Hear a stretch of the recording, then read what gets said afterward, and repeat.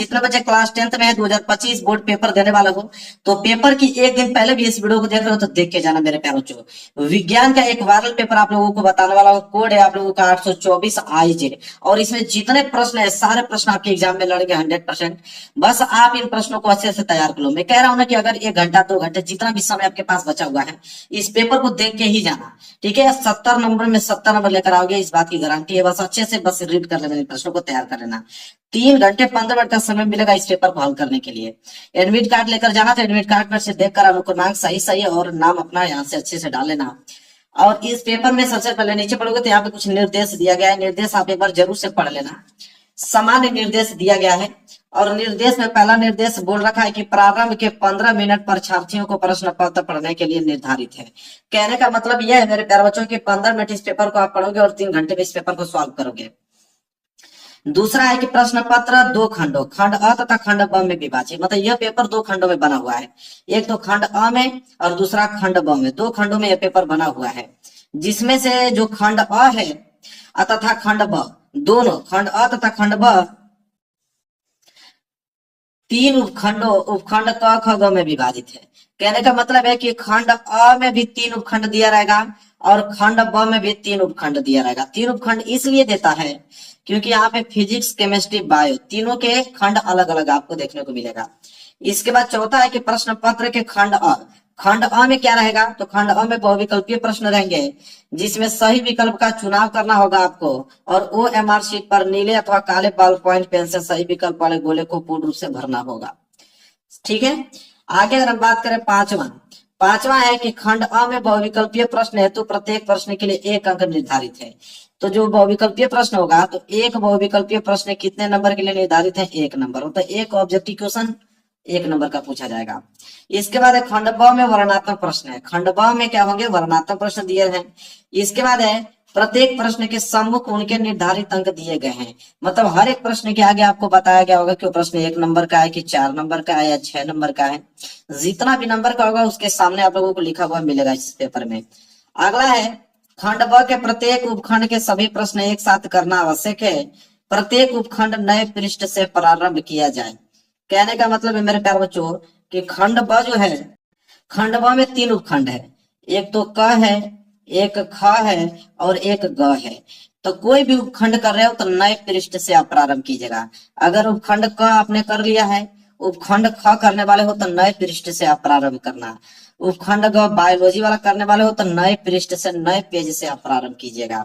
इसके बाद सभी प्रश्न अनिवार्य है, मतलब इसमें जितने प्रश्न है सभी प्रश्न करना अनिवार्य है। तो ये निर्देश था जो कि बहुत डिटेल में मैंने आप लोगों को पढ़ के निर्देश समझा दिया। अब पेपर यहाँ से आप लोगों का स्टार्ट होता है। देखिए मेरे प्यारे बच्चों, पेपर यहाँ से स्टार्ट है। देखिए सबसे पहले आ गया खंड अ, और खंड में देखिए क्या लिखा है, बहुविकल्पीय प्रश्न, और उसमें भी सबसे पहले उपखंड क। मैंने कहा कि इसमें भी 3 उपखंड आएगा, उपखंड क और उपखंड क आपके फिजिक्स के रहेंगे। किसके, फिजिक्स के प्रश्न हैं, और 20 बहुविकल्पीय प्रश्न टोटल दिए रहेंगे, और एक एक नंबर के हिसाब से 20 नंबर। तो पहले तो उपखंड क आया है फिजिक्स वाला, और पहला ही प्रश्न देखिए कितना सिंपल दे रखा है इसने कि किसी वस्तु से बड़ा आभासी प्रतिबिंब बनाने वाला दर्पण है। तो किसी वस्तु से अगर आपको बड़ा प्रतिबिंब, आभासी प्रतिबिंब, ठीक है, बनने वाला कौन सा दर्पण, इन चारों ऑप्शन में से समतल दर्पण, अवतल दर्पण, कि यहाँ पे आपके उत्तल दर्पण, की यहाँ पे दिया है कोई गोलीय। तो इसका राइट आंसर होगा मेरे प्यारे बच्चों अवतल दर्पण। ठीक है, अवतल दर्पण में किसी भी वस्तु का जो प्रतिबिंब होता है वो बड़ा आभासी देखने को मिलता है। तो बी वाला ऑप्शन जो है बिल्कुल राइट आंसर हो जाएगा। समझ में आ गया आप लोगों को। पहला ही प्रश्न देखिए कितना सिंपल है।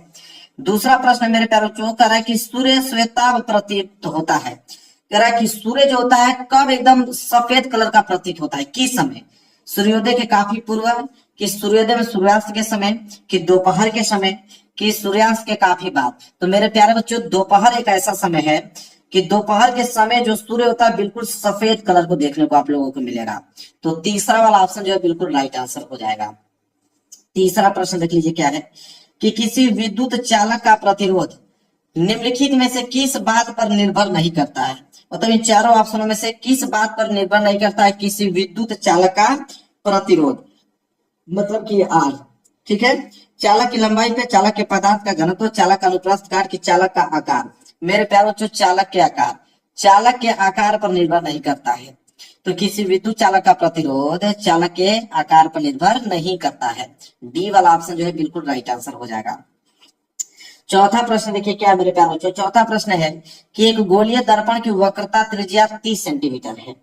तो कह रहा है कि इसकी फोकस दूरी होगी। अब मेरे प्यारे बच्चों किसी गोलीय दर्पण की वक्रता त्रिज्या 30 सेंटीमीटर दे रखा है, तो वक्रता त्रिज्या को हम लोग आर से डिनोट करते हैं, तो आर का वैल्यू आपको 30 सेंटीमीटर दे रखा है।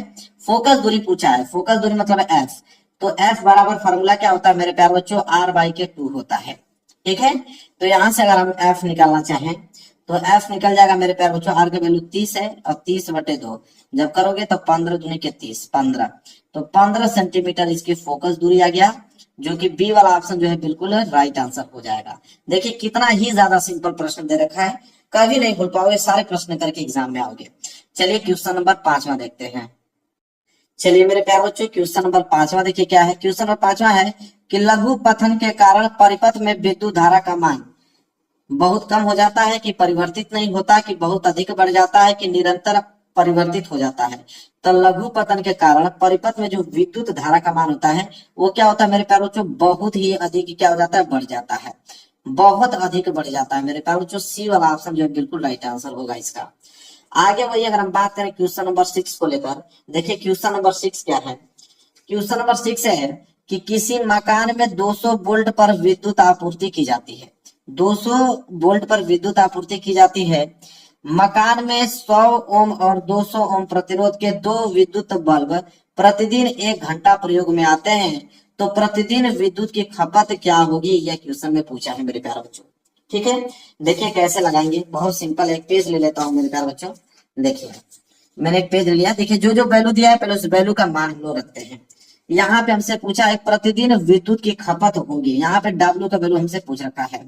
ठीक है, डब्ल्यू का वैल्यू पूछा है, क्या क्या दिया है उसको देखते हैं। 200 वोल्ट पर विद्युत आपूर्ति की जाती है, 200 वोल्ट मतलब वी का वैल्यू दिया है, तो वी बराबर आपको दे रखा है मेरे प्यारे बच्चों 200 वोल्ट। ठीक है, वी बराबर 200 वोल्ट दे रखा है। बोला है कि मकान में 100 ओम और 200 ओम प्रतिरोध के 2 विद्युत बल्ब है, तो 2 विद्युत बल्ब है अलग अलग प्रतिरोध के, तो एक को मैं R1 प्रतिरोध मान लेता हूं जो कि 100 ओम दिया है, दूसरे बल्ब के प्रतिरोध को R2 मान लिया हूं जो कि 200 ओम दिया है। ठीक है, जो जो दिया है पहले आप उसको लिख लो। इसके बाद बोला है कि प्रतिदिन 1 घंटा में प्रयोग में लाए जाते हैं, मतलब समय की अगर हम बात करें टी समय, तो 1 आवर्स डेली यूज में लाए जाते हैं। तो बोला है कि प्रतिदिन विद्युत की खपत क्या होगी। ठीक है, तो प्रतिदिन मतलब एक दिन का, एक दिन में विद्युत की खपत क्या होगी, डब्ल्यू के वैल्यू पूछा हमसे। ठीक है, अब देखिए हम लोग क्या करेंगे, वैल्यू जितना दिया वैल्यू हमने लिख लिया। अब हम लोग क्या करेंगे मेरे प्यारे बच्चों, तो यहाँ पे 2 प्रतिरोध है, हम तो अलग अलग प्रतिरोधों को निकालेंगे। सबसे पहले पहला प्रतिरोध लेकर कि 100 ओम का जो प्रतिरोध है, ठीक है, उस पे हम लोग निकालेंगे कि उस पे बिजली कितना खर्च हो रही है। इसी तरह दूसरा प्रतिरोध 200 ओम का प्रतिरोध है, उस पे हम लोग रख के फिर उसका निकालेंगे कि उसमें कितना बिजली खर्च हो रही है, फिर दोनों को जोड़ देंगे, सिंपल। तो चलिए सबसे पहले हम लोग निकालेंगे W1 का वैल्यू, किसका निकालेंगे, W1। तो W1 बराबर फॉर्मूला क्या होता है, W बराबर V² बटे RT होता है। तो यहाँ देखिए V बराबर W² बटे V² बटे R इंटू टी होता है फॉर्मूला। तो पहले वाला निकाल रहे हैं तो W1 है, यहाँ पे भी आपको R1 करना पड़ेगा, तो V1 बराबर V² बटे R1 इंटू टी होगा। तो यहाँ से निकाल लेते हैं, तो V1 बराबर क्या हो जाएगा, V², तो V का दोनों के लिए तो 200 वोल्ट समान है, तो हो जाएगा आपका 200 गुणे 200। ठीक है, इंटू टी समय कितना है 1 आवर्स, तो 1 आवर्स समय लिख लो, बटे में R1, R1 का वैल्यू कितना है 100 ओम, तो 100 ओम, 2 जोड़े से 2 जोड़े क्या हो गया, कैंसिल हो गया। तो W1 बराबर कितना आ गया, 2 दूनी के 400, 400 गुणा 1 में करोगे तो 400 ही आने वाला है, 400 वाट घंटा आ गया, 400 वाट घंटा मेरे प्यार बच्चों यहाँ से देखने को आपको मिल गया। ठीक है, इसी तरह हम लोग W2 निकालेंगे कि दूसरा बल्ब जो है कितना विद्युत आपूर्ति कर रहा है, तो दूसरा बल्ब का निकालेंगे तो V2 बराबर फॉर्मूला वही रहेगा V² बटे, यहाँ दूसरा प्रतिरोध ले रहे हैं तो R2 इंटू टी, बस सिंपल है, कोई दिक्कत नहीं है, बहुत इजी है। तो W2 बराबर क्या हो जाएगा V, तो ये तो समान ही रहेगा 200 गुणे 200 बटे प्रतिरोध चेंज हो जाएगा, R2 मैंने लिया है 200 और टी समय तो 1 घंटा ही है, तो 200 से 200 कैंसिल, तो यहाँ V2 बराबर कितना आ गया, 2 दूनी के 400, 400 गुणा 1 में करोगे तो कितना आ जाएगा मेरे प्यारे बच्चों, 400 क्या करें, 200 200 कट गया, 200 बचा, 200 गुणा एक में करूँ तो 200 बचेगा, 200 वाट घंटा इसका आ गया।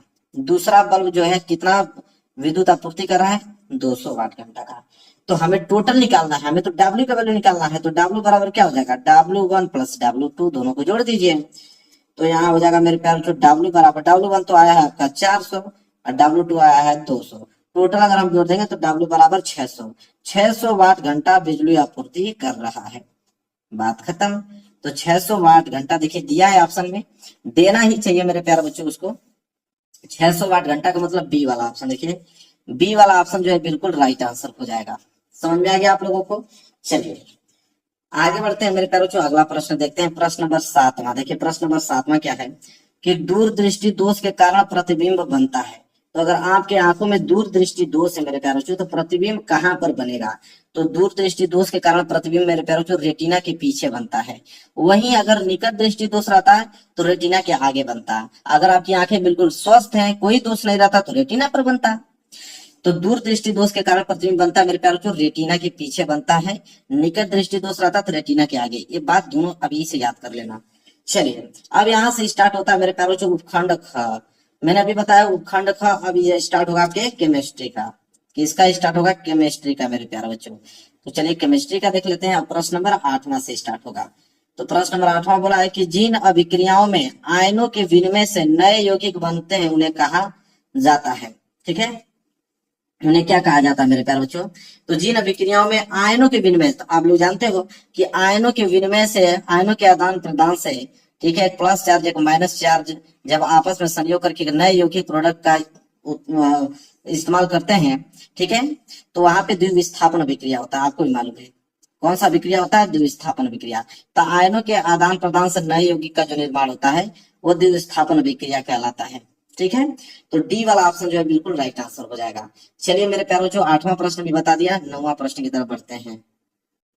देखिए मेरे प्यारे बच्चों प्रश्न नंबर 9। देखिए प्रश्न नंबर 9 क्या है कि मीठे सोडे या खाने सोडे का अणु सूत्र है। तो खाने वाले सोडे का सूत्र क्या होता है मेरे प्यारे बच्चों, खाने वाला सोडा, ठीक है, सोडियम बाइकार्बोनेट NaHCO3।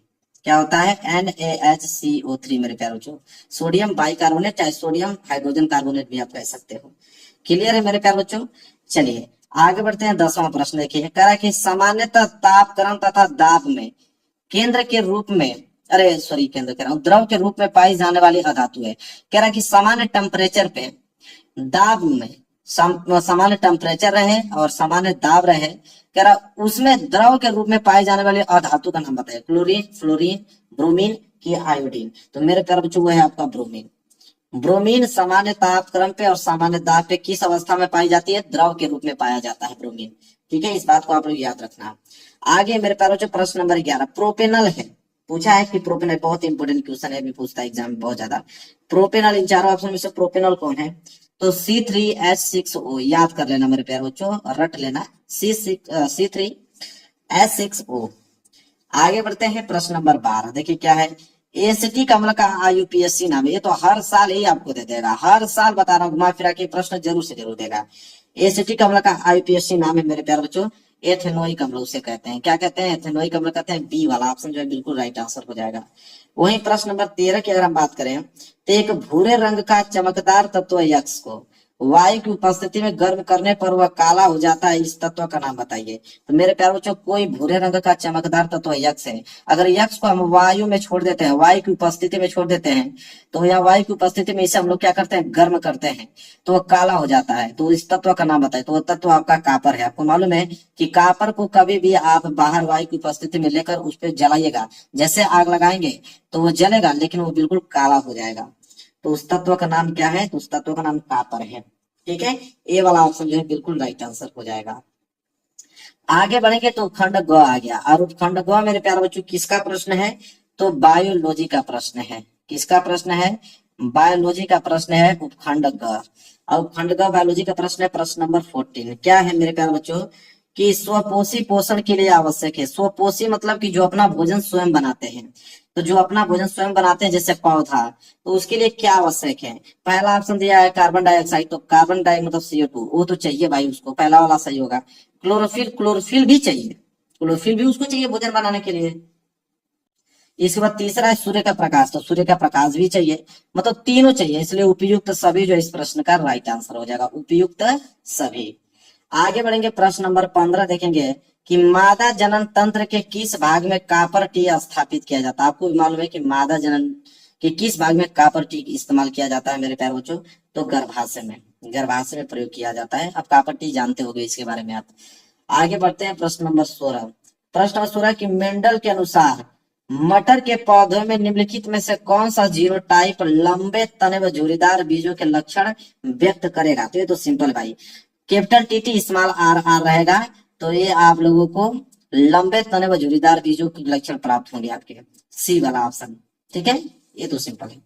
आगे देखिए, प्रश्न नंबर 17 क्या है, निषेचन के बाद पुष्प का कौन सा भाग फल में बदल जाता है मेरे प्यारे। ये तो इतना ज्यादा सिंपल है, अंडाशय, अंडाशय, तो निषेचन के बाद पुष्प का कौन सा भाग फल में बदल जाता है, अंडाशय, ठीक है। चलिए आगे बढ़ेंगे और प्रश्न नंबर देखेंगे यहाँ पे 18। प्रश्न नंबर 18 मेरे प्यारे बच्चों है कि एक स्वस्थ व्यक्ति में सामान्य तप रक्तदाब होता है, ब्लड प्रेशर मेरे प्यारे बच्चों। तो ब्लड प्रेशर अगर एक सामान्य व्यक्ति है तो उसमें ब्लड प्रेशर होगा 120/80। कितना होगा, 120/80। हाई से हाई 120 हो सकता है और लो से लो 80। इससे नीचे और हाई कम होता है, समझिए कि खतरे में है आप, ठीक है। चलिए आगे 19वां, कूपिका, जिसे वायु कोष्टिका कहा जाता है। तो कूपिका पाई जाती है, कूपिका मतलब कहाँ पाई जाती है, यकृत में पाई जाती है, फेफड़े में, कि आमाशय में, कि जीभ में। तो आपको मेरे कूपिका है किसमें, फेफड़ों में पाई जाती है, ठीक है। फेफड़ों में जो सांस हम लोग लेते हैं छोड़ते हैं, कूपिकाओं के द्वारा तो ये होता है, जो रक्त ब्लड वहां से संचारित होता है। तो कूपिका पाई जाती है फेफड़ों में। 20वां है आप लोगों का, पादप में जाइलम उत्तरदायी है। पादप मतलब पौधा, तो पौधा में जाइलम का कार्य क्या होता है, तो जाइलम, जाइलम मतलब जल, तो जल का वहन करने में होता है। जल का वहन मतलब पहला वाला ऑप्शन, तो जाइलम जो होता है जल का वहन करने में होता है मेरे प्यारे। जो कभी कभी फ्लोएम पूछ लेता है, कभी कभी क्या पूछ लेता है, फ्लोएम। जब फ्लोएम पूछ लेगा तो फ्लोएम मतलब भोजन का वहन करने में, किसका वहन करने में, भोजन का वहन करने में होता है, जैसे बी वाला ऑप्शन हो जाता है। तो पादप में जाइलम उत्तरदायी, तो जल का वहन करने में। तो 20 ऑब्जेक्टिव क्वेश्चन अभी मैंने समाप्त कर दिया। अब हम देखेंगे खंड ख। चलिए मेरे प्यारे बच्चों देखिए, खंड ख, इसमें वर्णनात्मक प्रश्न है। सबसे पहले आ गया उपखंड क। उपखंड क मतलब फिजिक्स के प्रश्न, और यह प्रश्न 50 नंबर के रहेंगे। खंड ब 50 नंबर का। सबसे पहले उपखंड क आया फिजिक्स वाला। तो फिजिक्स का पहला ही प्रश्न आप देख रहे हो, तो 4 नंबर के लिए दे दिया न्यूमेरिकल, 4 नंबर के लिए न्यूमेरिकल ही छाप दिया। कह रहा है कि उत्तल दर्पण से 25 सेंटीमीटर दूर रखी वस्तु का प्रतिबिंब वस्तु की लंबाई का आधा बनता है, ठीक है। तो मेरे प्यारे बच्चों, एक उत्तल दर्पण से 25 सेंटीमीटर दूर रखी वस्तु का प्रतिबिंब वस्तु की लंबाई का आधा बनता है, ठीक है। और इसमें बताना है पहला कि दर्पण से प्रतिबिंब की दूरी, तथा दूसरा बताना है कि दर्पण की फोकस दूरी ज्ञात कीजिए। देखिए मेरे प्यारे बच्चों कैसे लगाएंगे, बहुत सिंपल है। कह रहा है कि एक उत्तल दर्पण से 25 सेंटीमीटर दूर रखी वस्तु का प्रतिबिंब वस्तु की लंबाई का आधा बनता है, ठीक है। अब मेरे प्यारे बच्चों देखिए, ये जो लंबाई का आधा बनता है, लंबाई का दुगना बनता है, यह सब आवर्धन पे डिनोट करता है। आवर्धन मतलब m, ठीक है। तो m बराबर मेरे प्यारे बच्चों फॉर्मूला होता है कि प्रतिबिंब की लंबाई, प्रतिबिंब की लंबाई, प्रतिबिंब की लंबाई, और बटे में मेरे प्यारे बच्चों होता है वस्तु की लंबाई। बटे में क्या होता है, वस्तु की लंबाई होता है। बिल्कुल डिटेल में समझाऊंगा, समझ में आ जाएगा, सिंपल है। अब मेरे प्यारे बच्चों बोला है m बराबर प्रतिबिंब की लंबाई बटे वस्तु की लंबाई होता है आवर्धन बराबर। इसने बोल रखा है कि एक उत्तल दर्पण से 25 सेंटीमीटर दूर रखी वस्तु का प्रतिबिंब, देखो वस्तु का प्रतिबिंब जो है, ठीक है, वस्तु की लंबाई का आधा बनता है। तो वस्तु की लंबाई का आधा बनता है। अगर वस्तु की लंबाई को अगर मैं दोगुना कर देता हूं तो प्रतिबिंब की लंबाई इसका आधा में, तो 2 का आधा करूंगा तो 1 हो जाएगा। तो बिल्कुल देखिए, वस्तु का प्रतिबिंब वस्तु की लंबाई का आधा बनता है, तो वस्तु की लंबाई दुगना है और वस्तु का प्रतिबिंब जो बन रहा है मेरे प्यारों जो 1 हो रहा है, मतलब उसका आधा, बिल्कुल सही है। तो यहाँ पे मालूम चल गया कि m बराबर आ गया मेरे प्यारों 1/2। m का वैल्यू क्या आ गया, 1/2 आ गया। क्लियर है मेरे प्यारे बच्चों। और बोला है कि एक उत्तल दर्पण से 25 सेंटीमीटर दूर रखी वस्तु, तो वस्तु रखी हुई है मतलब u का वैल्यू दे रखा है, u का वैल्यू आपको दे रखा है 25 सेंटीमीटर, और ये माइनस में होगा मेरे प्यारे बच्चों क्योंकि उत्तल दर्पण है। चाहे उत्तल दर्पण हो चाहे अवतल दर्पण, u का वैल्यू तो हमेशा माइनस में होता है, तो -25 सेंटीमीटर। पहला पार्ट हम हल करने जा रहे हैं, पहला पार्ट हमसे क्या पूछा है कि दर्पण से प्रतिबिंब की दूरी, तो दर्पण से प्रतिबिंब की दूरी मतलब v का वैल्यू हमसे पूछ रखा है पहला में, तो v का वैल्यू पूछा है मेरे प्यार बच्चों, तो v का वैल्यू तो हम आवर्धन से ही निकाल देंगे। एक फार्मूला होता है m बराबर माइनस वी अपान के u होता है एक फार्मूला।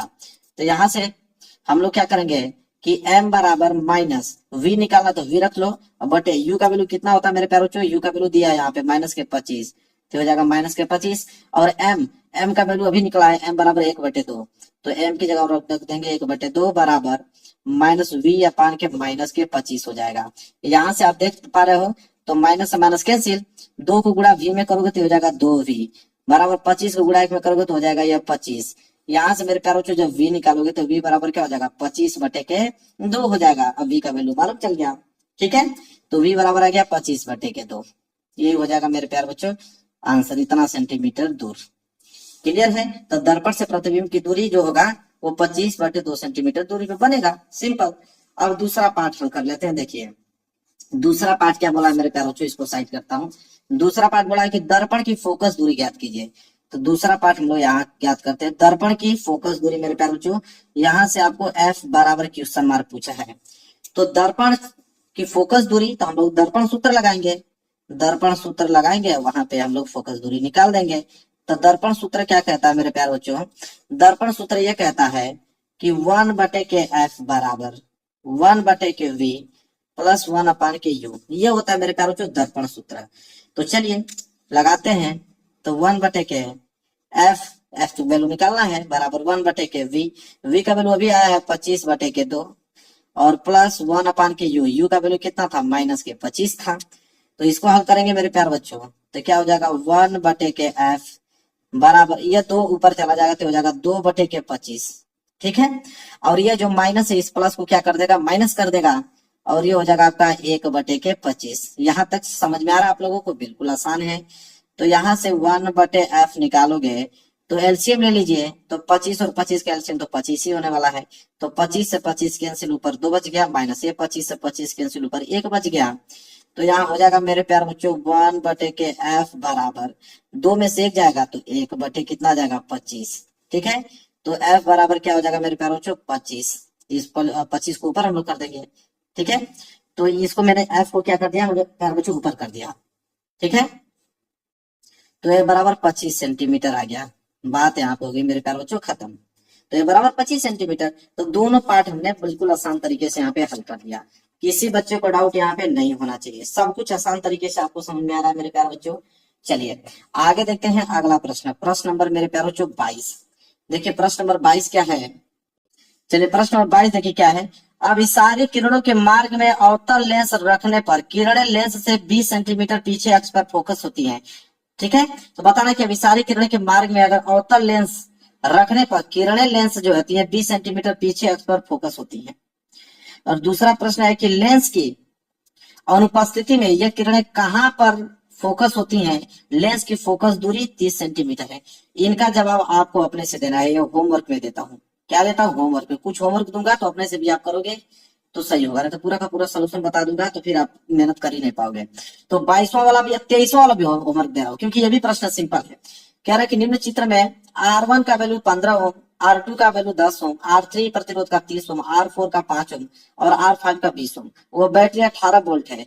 तो इस परिपथ में तुल्य प्रतिरोध और विद्युत धारा की गणना कीजिए, और प्रश्न 4 नंबर के लिए, यह भी आपका होमवर्क में ही रहेगा। और बाकी रह गया बात यह कि निम्नलिखित चित्र की सहायता से फ्लेमिंग के बाएं हाथ का नियम लिखिए 6 नंबर के लिए। अगर ये प्रश्न नहीं कर पा रहे तो अथवा करके एक और दिया है कि किसी प्रिज्म से श्वेत प्रकाश के विक्षेपण को स्पष्ट रेखा चित्र बनाइए, ये भी प्रश्न 6 नंबर का है। तो चौथा में दोनों में से कोई एक ही करना है, दोनों याद कर लेना मेरे प्यारे बच्चों। ये तो लिखने वाला है, तो ऑटोमेटिक आप लोगों को सब होमवर्क दे रहा हूँ, ठीक है, सब होमवर्क आपका रहेगा, आराम से आप लोगों को मिल जाएगा, सब होमवर्क में दे रहा हूँ, दोनों में से कोई एक कर लेना।